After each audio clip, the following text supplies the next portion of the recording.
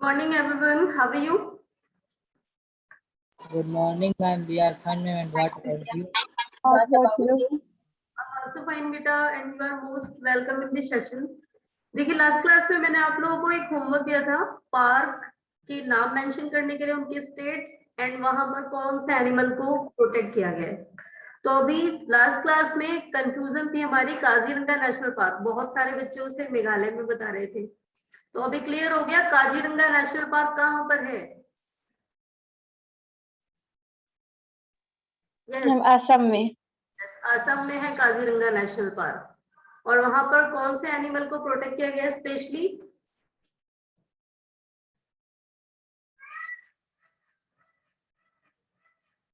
ये पढ़ा होगा ना आप लोगों ने। Indian rhinoceros. यस, वन ऑर्ड राइनोसोरस, एक सींग वाले गैंडे को, साथ ही साथ यहाँ पर हाथियों को भी प्रोटेक्ट करके रखा गया है। चलिए इसके अलावा असम में और भी काफी सारे पार्क है क्योंकि असम में एटमोस्फेयर इस टाइप का है कि वहां पर एनिमल्स को एंड जो नेचुरल वेजिटेशन है इन्हें सेव करके रखा जा सकता है। तो अभी वहां पर बहुत सारे नेशनल पार्क है, आपने पढ़ा ही होगा, मानस नेशनल पार्क भी असम में ही है। चलिए आज हमें एक्सरसाइज डिस्कस करनी है, तो अभी स्टार्ट करते हैं हम लोग।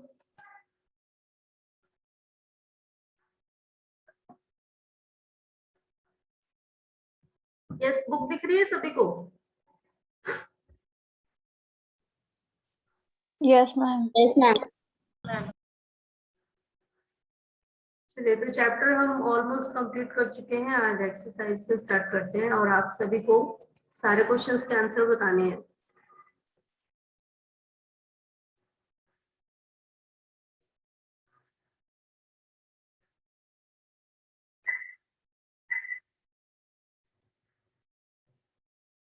Yes, question number first.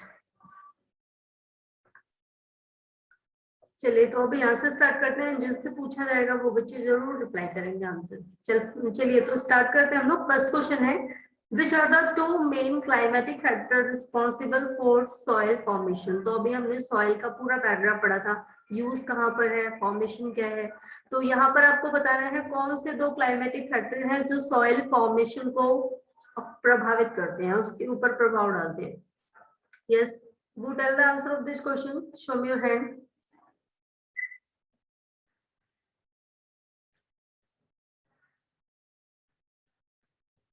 Yes, Prachi, you tell. Yes ma'am. Temperature and rainfall are the two main climate factors responsible for soil formation. Yes, very good. तो देखिए दो क्लाइमेटिक जो मेन क्लाइमेटिक फैक्टर है वो कौन कौन से हैं? Temperature and rainfall. तो कहीं का भी किसी भी एरिया का टेम्परेचर कैसा है एंड वहां पर बारिश कितनी होती है, यही वहां के सॉइल फॉर्मेशन को प्रभावित करते हैं। चलिए अभी नेक्स्ट क्वेश्चन पे आते हैं। Write any two reason for land degradation today. तो आज के टाइम पर दो रीजन बताने हैं क्यों हमारी मिट्टी का कटाव हो रहा है, क्यों हमारी मिट्टी खराब हो रही है। दो रीजन बताने हैं इसके पीछे। Yes Muskan, you tell. And the two reasons for land degradation today are growing population and cutting down the trees. Yes, तो देखिए दो मेन यही है फिलहाल, सबसे ज्यादा मेन तो यही है। एक तो पॉपुलेशन बढ़ रही है और दूसरा एफोरेस्टेशन किया जा रहा है, जंगलों को काटा जा रहा है। चलिए अभी थर्ड क्वेश्चन का आंसर बताना है। Why is land considered an important resource. तो हमने लैंड यूज वाला पूरा पैराग्राफ पढ़ा था, लैंड को सबसे ज्यादा इम्पोर्टेंट क्यों माना जाता है, एक इम्पोर्टेंट, सबसे ज्यादा नहीं, एक इम्पोर्टेंट रिसोर्स क्यों माना जाता है लैंड को। यस अभिषेक, यू टेल बेटा। Yes, ma'am. Ma'am, land is considered as an important resource because it is used for different purposes like mining, building, factories, and bridges, and etc. Very good. तो देखिए इसका बताना है why is land considered an important resource. तो हम सभी पढ़ चुके हैं, बहुत सारे वेरियस पर्पज से हम लोग लैंड को यूज करते हैं, चाहे वो बिल्डिंग का कंस्ट्रक्शन हो, एग्रीकल्चर हो, या फिर माइनिंग हो, जितने भी चीजें हैं, या फिर हमें अगर पेड़ लगाने हो, तो इन सारी चीजों के लिए हम सभी केवल और केवल लैंड यूज करते हैं। तो इसलिए इसे एक इम्पोर्टेंट रिसोर्स माना जाता है। ये इस पैराग्राफ में दिया भी था पूरा, लैंड रिसोर्स।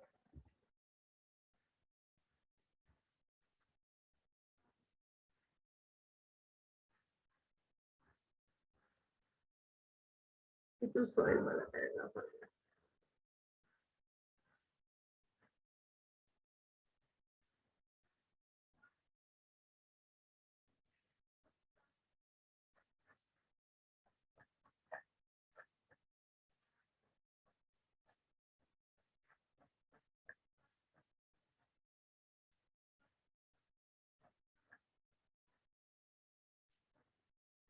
यस, यहाँ पर दिया हुआ है हमें पूरा।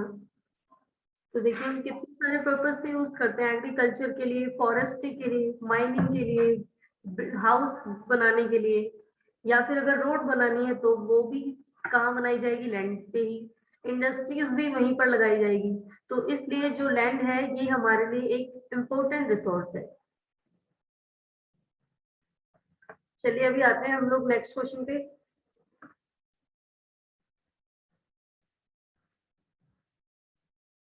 Yes. तो नेक्स्ट क्वेश्चन पूछा गया है, name any 2 steps that government has taken to conserve plant and animal.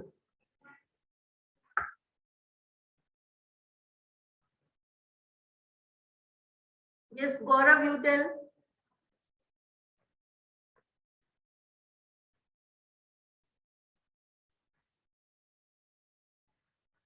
गौरव, आवाज जा रही है आपको?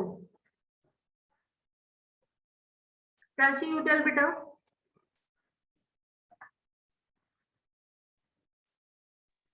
Yes, ma'am. First, has set up natural park, wildlife sanctuaries, and biosphere reserve for protecting natural vegetation and wildlife. Second, banned the killing of lion, tiger, and deer, great Indian bustard, and peacock. It has also prohibited the trade of the species of plant and animal. Yes, good, Prachi. Yes, Abhishek, now you tell. Yes, ma'am. Ma'am, the 2 steps that government has taken to conserve plant and animal are that first, ma'am, government have made wildlife sanctuaries, national parks, biography reserve, etc. to protect the animal and wildlife animals. And second is uh, government have established awareness program like One Mahotsav to protect the plant.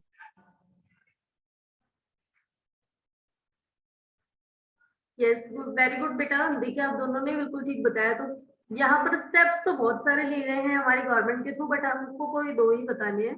तो first देखिए क्या किया गया है, बहुत सारे national park, wild life sanctuary, biosphere reserve, ये सारी चीजें बनाई गई हैं नेचुरल वेजिटेशन और वाइल्ड लाइफ को प्रोटेक्ट करने के लिए। इसके अलावा और क्या किया गया है, बहुत ये देखिए दूसरा पॉइंट क्या दिया हुआ है हमें, इनकी इनडिस्क्रिमिनेट किलिंग की वजह से ये सारी चीजें खत्म हो जा रही थी, तो अब इनकी इनडिस्क्रिमिनेट किलिंग को बैन कर दिया है। पोचिंग भी बैन कर दिया गया है। तो ना तो इनको कोई मारेगा, ना इनका कोई शिकार करेगा। दूसरा, हमारी गवर्नमेंट बहुत सारे अवेयरनेस प्रोग्राम स्टार्ट करती है, just like social forestry, one महोत्सव। इसमें क्या किया जाता है, लोगों को एनकरेज किया जाता है रीजनल लेवल पर भी और कम्युनिटी लेवल पर भी। इतना ही नहीं, स्कूल के चिल्ड्रंस को भी एनकरेज किया जाता, यहाँ पर दिया हुआ है कि स्कूल के बच्चों को एनकरेज किया जाता है कि वो जाएं और इन जानवरों के नेचुरल हैबिटेट को देखें, और तभी वो जान पाएंगे इन एनिमल्स को या फिर इन प्लांट्स को कैसे माहौल में रखा जा सकता है। और फिर एक और जो इंटरनेशनल लेवल पे जो एक साइट स्टार्ट किया था, कन्वेंशन स्टार्ट किया गया था, साइट्स, हम इसके बारे में भी लिख सकते हैं कि इसके थ्रू बहुत सारे पार्क बनाए गए हैं और बहुत सारे प्लांट्स को भी सेव करके रखा गया है। ओके, लाइक तो आपको केवल 2 ही पॉइंट लिखने हैं, इसमें ज्यादा नहीं लिखना है। यस, चलिए अभी नेक्स्ट क्वेश्चन पे आते हैं। Suggest 3 ways to conserve water. पानी को बचाने के कोई 3 तरीके। हम घर पे तो फिलहाल बहुत सारे मेथड फॉलो कर सकते हैं, तो कौन कौन से 3 तरीके हैं जिनसे हम पानी को बचा सकते हैं? दैट मीन्स कि जहां पर ज्यादा यूज हो रहा है उसे कम कर सकते हैं, मिनिमाइज कर सकते हैं इसके यूज को। Yes, who tell the answer of this question? Show your hand.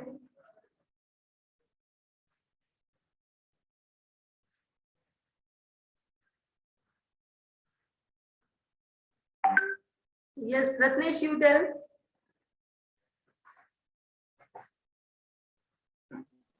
And 3 ways to conserve water are should human water as harvesting in dry to be canals for irrigation. Yes, Muskan, you tell.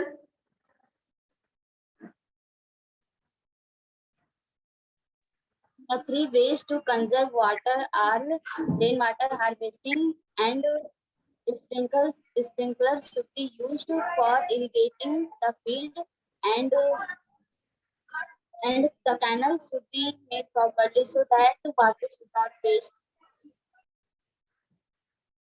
Yes, तो ये देखिए इस paragraph में पूरा दिया ही हुआ है। आप लोगों ने फिलहाल बिल्कुल ठीक बताया दोनों ने। रत्नेश की आवाज थोड़ी कट कट के आ रही थी। तो देखिए सबसे पहले क्या करना है, हम वाटर रिसोर्सेज को बचाने के लिए यहाँ पर एक चीज जो दी हुई थी कि अनट्रीटेड जो डिस्चार्ज है उसे डायरेक्टली रिवर में नहीं छोड़ना है, इसे डिस्चार्ज नहीं करना है डायरेक्टली। तो यहाँ पर दिया हुआ ये पॉइंट जरूर मेंशन करना है, पार्शियली ट्रीटेड सीवेज को हमें डायरेक्टली डिस्चार्ज नहीं करना है, क्योंकि इससे जो बाकी का अवेलेबल वाटर है, जो ठीक पानी है, उसको भी खराब करते हैं। दूसरी चीज और क्या लिख सकते हैं, forest and other vegetation covers through the surface runoff, so we plant more trees, क्योंकि ये जो फॉरेस्ट है ये क्या करते हैं, ये धीरे धीरे सरफेस रनऑफ को यानी कि जो अंडरग्राउंड वाटर है उसे कंप्लीट कर लेते हैं, तो इसलिए हमें ज्यादा से ज्यादा पेड़ लगाने हैं। अब थर्ड क्या हो जाएगा, ये इरिगेशन में हमें बताया था क्या यूज करना है, हमें स्प्रिंकलर इरिगेशन, क्योंकि जब खेती में डायरेक्टली पानी डाला जाता है चैनल के थ्रू, मशीनों के थ्रू, तो वहां पर बहुत सारा पानी वेस्ट होता है। और दूसरी चीज कि जो हमने दवाइयां यूज की थी वो बह करके चली जाती हैं और वो जहां पर जाती हैं वहां की मिट्टी को पूरी तरह डैमेज कर देती है। सो क्या करना है, हमें स्प्रिंकलर इरिगेशन यूज करना है। ओके, तो आप लिख लेंगे तीनों point. Yes ma'am. Yes, ma'am. चलिए अभी टिक द करेक्ट ऑप्शंस पे आते हैं। Which one of the following is not a factor of soil formation? इनमें से कौन सा soil formation का फैक्टर नहीं है? तो first is time, second is soil texture and last है organic matter. Yes, Alka, you tell बेटा। Ma'am, soil texture. soil texture नहीं है।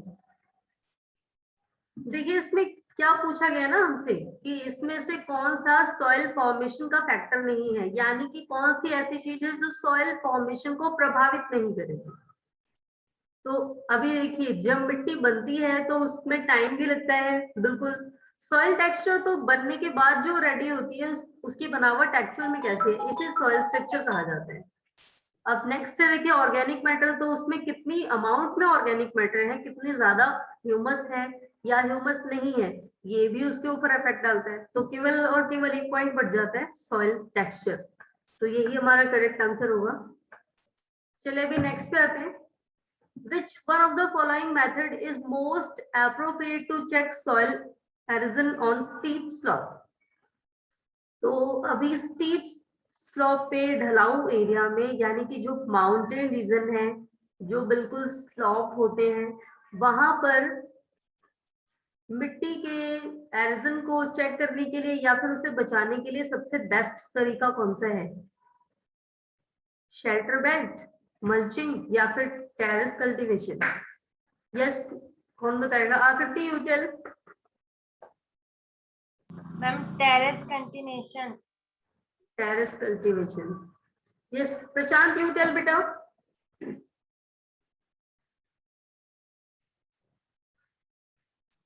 Ma'am mulching.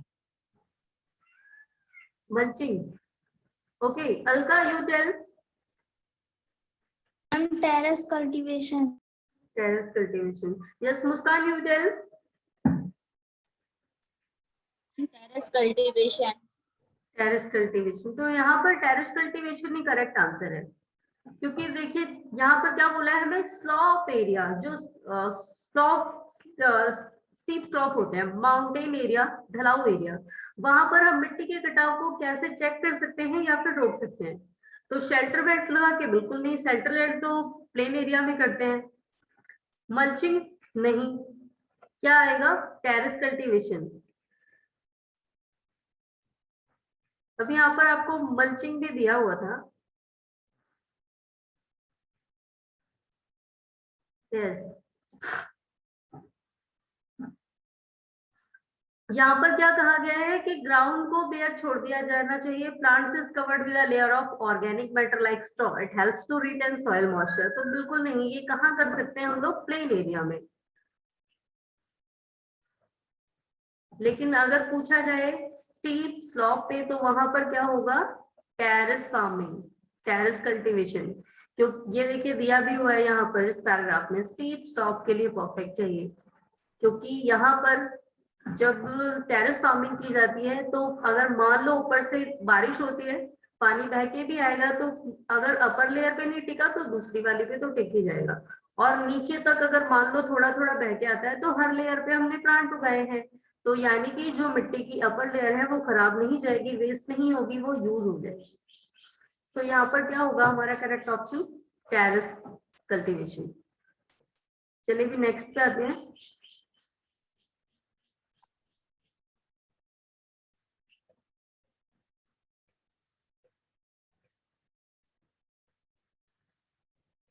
Which one of the following is not in a favor of the conservation of nature?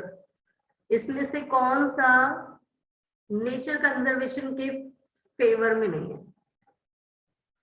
चलिए, first है switch off the bulb when not in use, second है close the tap immediately after using, and last है dispose poly pack after shopping. Anubhav you tell. Ma'am dispose polybag after shopping. Dispose polybag after shopping, क्योंकि इसमें favour में पूछा हुआ है, तो favour में अगर हमें यूज नहीं है, हम बल्ब बंद कर दें, बिल्कुल फेवर में है, हम लोग यहाँ पर इलेक्ट्रिसिटी सेव कर रहे हैं। दूसरा क्या कहा गया? Close the tap immediately after using. तो अगर हमने यूज करने के जस्ट बाद टैप बंद कर दिया, यानी कि हम पानी को भी वेस्ट होने से बचा रहे हैं। केवल जो लास्ट ऑप्शन है हमारा कि पॉली बैग हमने शॉपिंग की और उसके बाद पॉलिथीन को फेंक देना है डायरेक्टली ओपन एरिया में, तो ये बिल्कुल इको फ्रेंडली नहीं है। यानी कि केवल और केवल एक यही पॉइंट है जो नेचर कंजर्वेशन के फेवर में नहीं है, बाकी ये दोनों हैं। चलिए अभी मैचिंग पे आते हैं। Match the following words. First है लैंड यूज। लैंड यूज को अभी किससे मैच करना है? Yes Gaurav you tell. Ma'am productive use of land. Productive use of land. Okay, अभी सारा मैच करने के बाद क्लियर होगा। Yes second, Prachi now you tell, humus को किससे मैच करेंगे? Ma'am organic matter deposited on top soil. Organic matter deposit on top soil. चलिए सेकंड हो गया। Rock dam. Yes Alka you tell. Ma'am, prevent soil erosion. Prevent soil erosion, ये मिट्टी के कटाव को रोकना। ओके, लास्ट है बायोस्फीयर, इसको किससे मैच करेंगे? Yes Prashant you tell.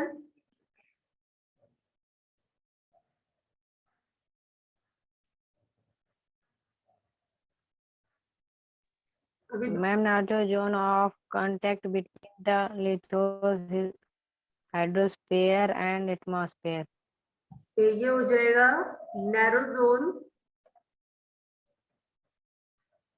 Narrow zone of contact between the lithosphere, hydrosphere and atmosphere. अभी लास्ट ऑप्शन बच गया है काउंटर ब्लफिंग। चलिए, तो इसके लिए फिलहाल कोई ऑप्शन नहीं दिया, बिल्कुल करेक्ट है ये। फर्स्ट, लैंड यूज को किससे मैच करना है? Productive use of land. Humus हमारी टॉप सॉइल, टॉप लेयर होती है ऊपर वाली। टॉक डैम, अभी डैम क्यों बनाएंगे हम लोग? मिट्टी के एरोजन को रोकने के लिए। और लास्ट है बायोस्फीयर, ये हम लोग इसकी डेफिनेशन पढ़ चुके हैं। बायोस्फीयर क्या होता है? ये एक नैरो जोन है जहां पर लिथोस्फीयर, हाइड्रोस्फीयर एंड एटमॉस्फेयर का कांटेक्ट होता है। चलिए, तो ये कर लेंगे सभी। अब नेक्स्ट पे आते हैं, ट्रू एंड फॉल्स। अभी तक किसी चैप्टर में ट्रू फॉल्स नहीं दिया गया था।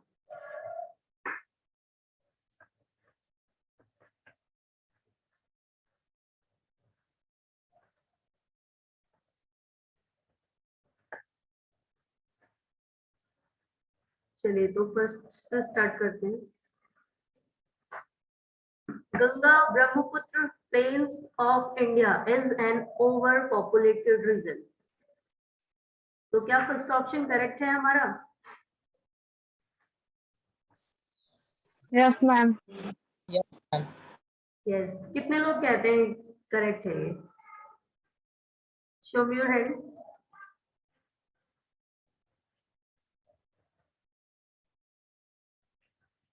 मेजोरिटी में है ट्रू।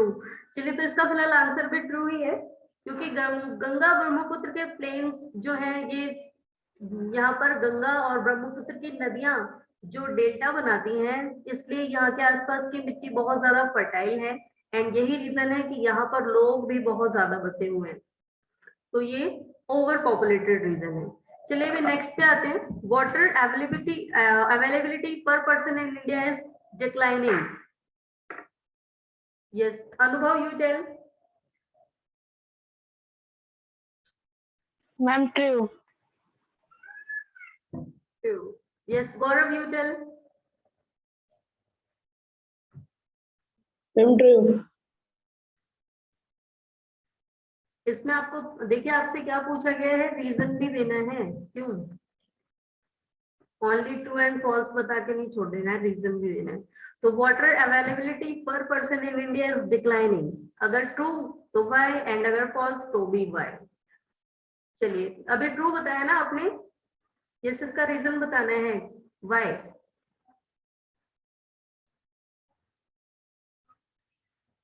Yes, sir.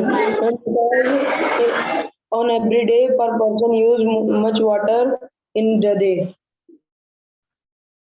अनुभव, यू टेल। आपने भी ट्रू कहा था, तो water availability in India is declining. Why?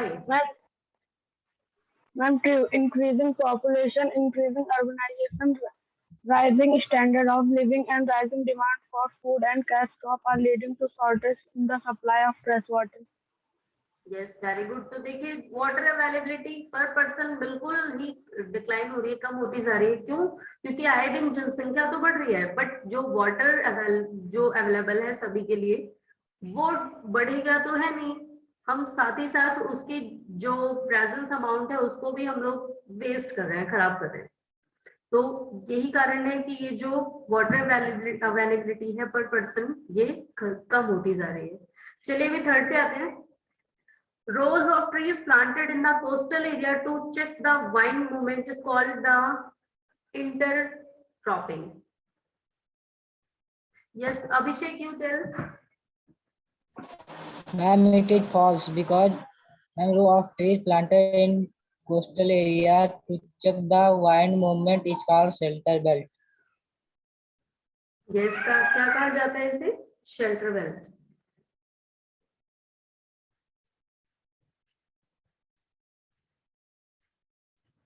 ये हमने पढ़ा भी था, मैंने आपको बताया था कि कोस्टल एरिया में पेड़ लाइन में लगाए जाते हैं, ताकि ये पता लगे कि हवाएं हैं वो किस डायरेक्शन में बह रही है। तो सारे के सारे पेड़ एक ही डायरेक्शन में लगाने से सब पेड़ों की जो पत्तियां होती हैं या फिर उनकी जो ब्रांचेस होती हैं वो एक ही डायरेक्शन में घूमी रहती है। सो ये क्लियर हो जाता है कि वहां पर हवाएं किस डायरेक्शन में है, और इससे विंड एनर्जी जनरेट करने में हेल्प भी मिलती है। तो क्या लगाया जाता है इसके लिए? इंटरक्रॉपिंग नहीं, शेल्टर बेड कहा जाता है इसे। चलिए अब लास्ट है, human interference and change of climate can maintain the ecosystem. Yes Muskan, you tell.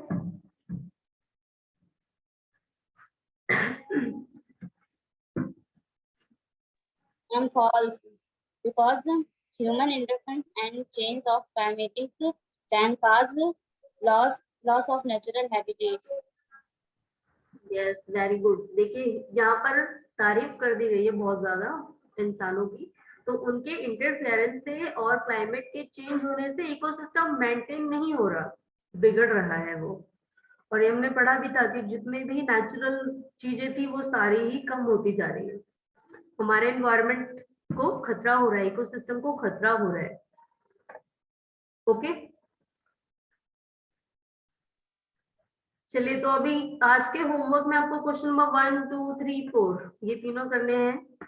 इसमें से केवल फर्स्ट क्वेश्चन आपको नोटबुक में करना है, बाकी ये फर्स्ट नहीं फोर्थ भी करना है नोटबुक में, first and fourth. Second and third notebook में नहीं करना है, बुक में करना है। ये अभी एक्टिविटी दी हुई है,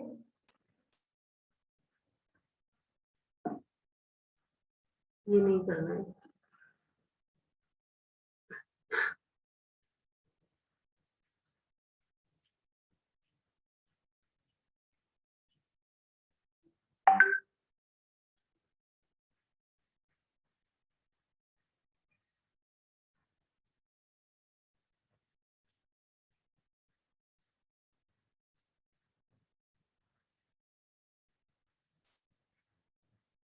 चलिए ये कंप्लीट करना है, ये वाली टेबल। आपको अपने दादा दादी से और पेरेंट्स से बात करनी है कि जब वो 30 के थे, फिलहाल अभी आपके मोस्टली सभी लोगों के फादर भी 30 क्रॉस कर चुके होंगे, तो यहाँ पर बात करनी है ग्रैंडफादर से और ग्रैंडमदर से और अपने पेरेंट्स से कि जब वो 30 के थे तब वो कहाँ रहते थे, नंबर ऑफ कैटल कितने थे, पॉल्यूट्री उनके उनके द्वारा आम कितने थे, ट्रीज कितने थे उनके आसपास, पॉन्ड कितने थे। तो वो बताते होंगे कि हम लोग तालाब में ही नहाते थे, अभी हमारे टाइम पे गायब हो गया है, नहरों में पानी आता रहता था।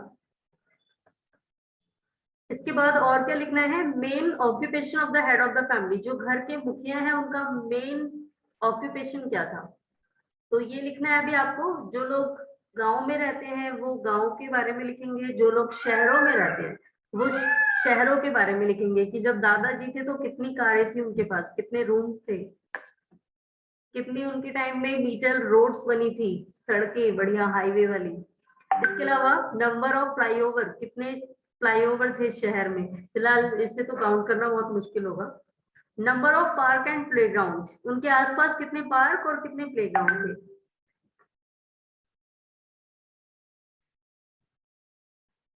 ओके कर लेंगे सभी। Yes ma'am. बहाने थोड़ा सा बात करने का मौका भी मिल जाएगा आपको अपने दादा दादी के साथ, नहीं तो वो लोग सोचते होंगे हमारे बच्चे तो बिजी रहते हैं आजकल, बिल्कुल बैठते ही नहीं थोड़ी देर। तो आप लोग बुक लेके ही बैठ जाएंगे, थोड़ी देर खुश हो जाएंगे वो कि चलिए आज बढ़िया होमवर्क मिला है। चलिए ये आज आपका होमवर्क है, तो क्वेश्चन नंबर 1, 2, 3, 4 कंप्लीट करना है और ये टेबल भी लास्ट वाली कंप्लीट करनी है। बाकी अभी नेक्स्ट क्लास में हम सभी लोग अभी देखते हैं क्या स्टार्ट करना है, सिविक्स या हिस्ट्री, अभी कंफ्यूजन है, वो नेक्स्ट क्लास में ही मालूम होगा। ओके चलिए, तो किसी डाउट? No ma'am. मैम